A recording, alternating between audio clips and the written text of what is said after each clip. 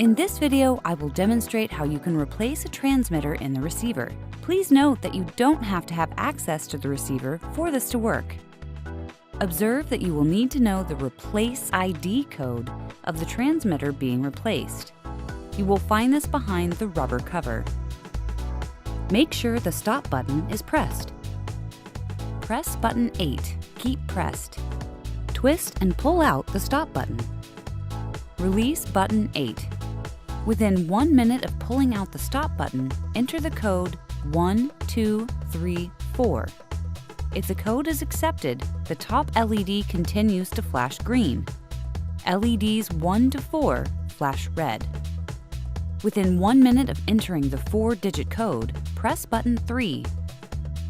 The green LED stops blinking. LED 2 flashes red.